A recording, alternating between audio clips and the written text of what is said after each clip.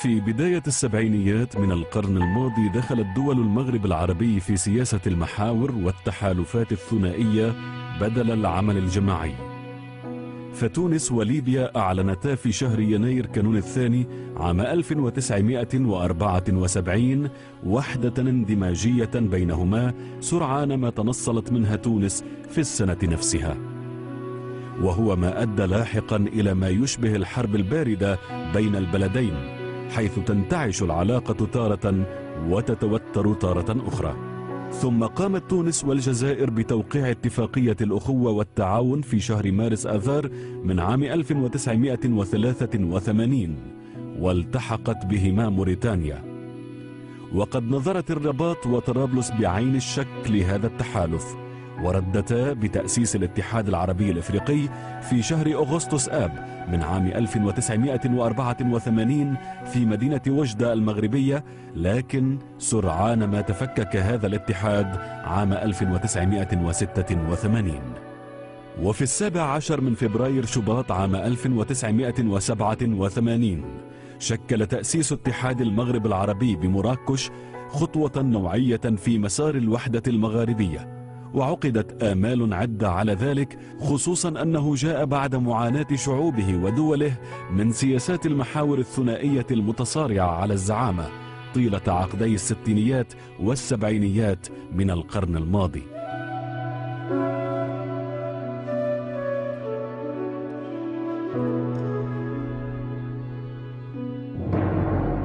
تعثر القطار المغاربي مع بداية الأزمة الجزائرية وتفجر أزمة لوكربي بين ليبيا والولايات المتحدة الأمريكية وبريطانيا، والتي تطورت إلى فرض عقوبات دولية على ليبيا عام 1992 وتقصير باقي الدول المغاربية في إظهار التضامن معها بسبب انكفاء الأنظمة على نفسها لحل مشكلاتها الداخلية، بدءا من موريتانيا الغارقة في همومها السياسية والاقتصادية، مرورا بالجزائر التي تواجه حربا أهلية طاحنة، والمغرب الذي ينشغل بقضية الصحراء وأثرها المباشر على احتدام الصراع بين المغرب والجزائر.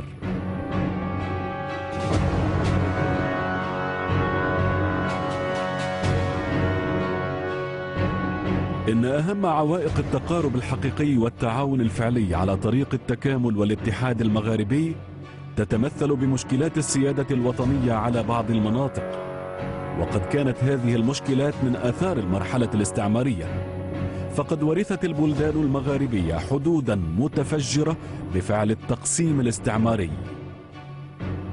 كانت فرنسا تعتقد أن الجزائر أصبحت جزءا من إمبراطوريتها، لذا راحت تقدم من الأراضي التونسية والمغربية لضمها إليها، أي إلى التراب الجزائري، وتركت المناطق الصحراوية مجرد مراع لسكان البلدين من غير تحديد تبعيتها لأي سلطة، مع أن هؤلاء السكان يدينون بالولاء لسلطان المغرب. الجزائر حددت حدودها في العهد العثماني، تحققت وحدة الترابية الجزائرية والخريطة الجزائرية اللي ورثناها. الفرنسيون جاءوا فوجدوا الخريطة كاملة مع المغرب، لم يأخذوا شيء من المغرب أو من تونس. لأن الجزائر التي احتلتها فرنسا في 1830 لم تكن مساحتها تزيد على حوالي 300 ألف كيلومتر مربع، هذا معروف تاريخيا.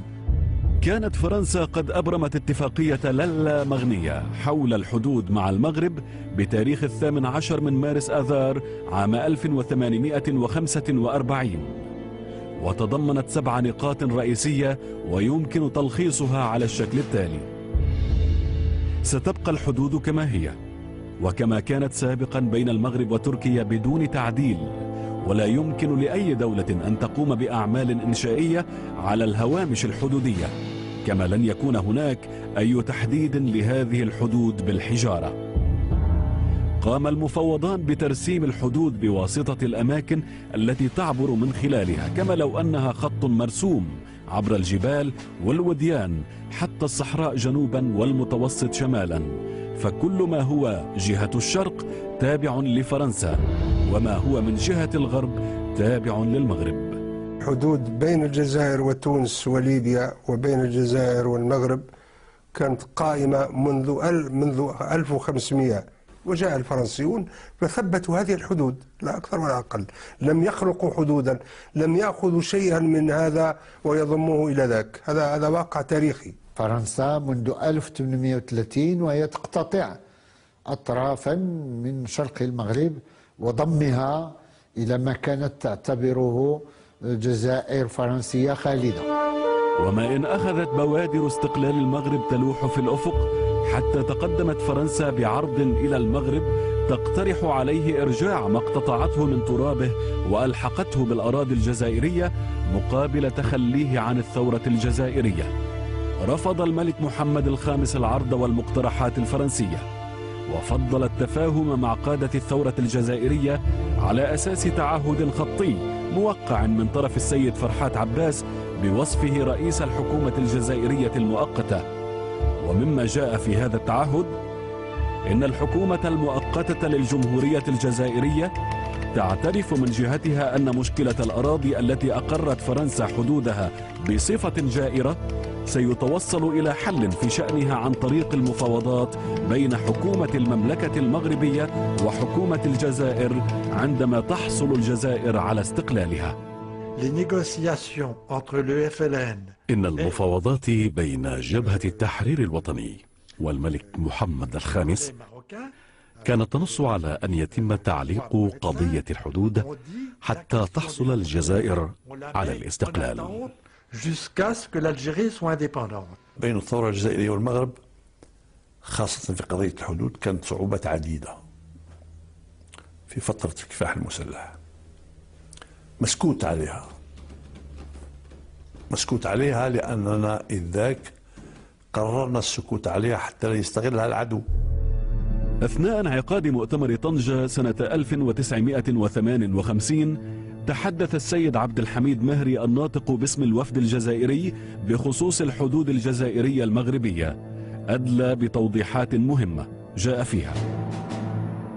وكأي مؤتمر لم يكن مؤتمر طنجة ليخلو من مفاجآت، فقد قام المهدي بن بركة عن الوفد المغربي في الكواليس بتوزيع خريطة حزب الاستقلال للمغرب العربي، وفيها المغرب الكبير الذي يمتد شرقا إلى عين صالح في الصحراء الجزائرية وجنوبا إلى نهر السنغال. هذه المناورة اجتمع حولها الوفد الجزائري للتشاور، وقد طرح أحمد بومنجل 3 احتمالات: هل نواصل المشاركة في المؤتمر؟ أم ننسحب؟ أم نتجاهل الموضوع؟ فضل الوفد في النهاية الاحتمال الأخير، بحث قضية الحدود أثناء معركة الكفاح المسلح. كنا لا نريده لأننا لم نكن مخولين كقيادة للثورة ببحث هذه القضية، لأن نداء أول نوفمبر ينص على استقلال الجزائر بحدودها الحالية، فقيادة الثورة كانت ترفض الدخول في بحث قضية الحدود قبل الاستقلال. في وثيقة مغربية تم العثور عليها في الأرشيف الوطني الفرنسي، وهي بروتوكول اتفاق بين حكومة جلالة ملك المغرب والحكومة الجزائرية المؤقتة، ويتلخص فيه: الحكومة المغربية تدعم الشعب الجزائري في حربه من أجل الاستقلال، وتقف إلى جانب الحكومة المؤقتة في مفاوضاتها مع فرنسا، وتعارض بشدة أي محاولات لتجزئة الأراضي الجزائرية. الحكومة المؤقتة للجمهورية الجزائرية تقر بأن مسألة الحدود التي قامت فرنسا بترسيمها مع المغرب سيتم حلها من خلال مفاوضات تجمع حكومة المغرب والحكومة الجزائرية المؤقتة.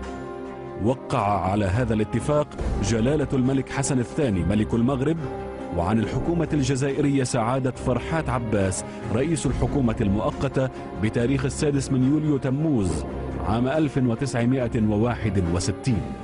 الإخوة في المغرب كانوا حريصين على بحث قضية الحدود قبل الاستقلال، وأغلب الصعوبات جاءت من هذا الطرح المختلف، والذي أعتقد له مبررات من كل جانب.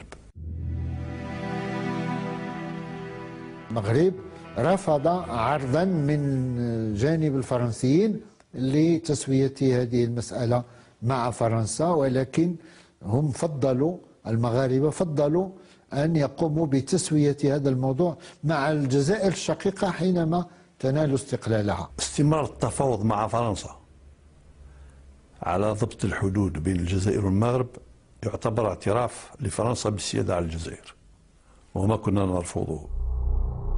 في رسالة بعث بها السفير الفرنسي في الرباط السيد روجيه سايدو إلى كوف دي مونغفيل وزير الخارجية الفرنسي، وفيها ينقل عن دبلوماسي مغربي مقرب من البلاط الملكي خلاصة لقاء مطول مع الملك الحسن الثاني حول مشاكل السياسة العامة، وجاء فيها إن الحكومة المؤقتة للجمهورية الجزائرية وبموجب اتفاقات يوليو تموز عام 1961 بين الحسن الثاني وفرحات عباس قد اعترفت بمتانة الموقف المغربي في بعض النقاط الحدودية، بينما ظل النزاع على نقاط أخرى، وأن دراسة ملف الحدود سيبقى من اختصاص القنوات الدبلوماسية، وإذا تعذر عليها التوصل إلى حل فسيلجأ الطرفان إلى التحكيم الدولي، لكن المغرب لن يترك الجزائر تفاجئه فيما يخص مسألة الحدود.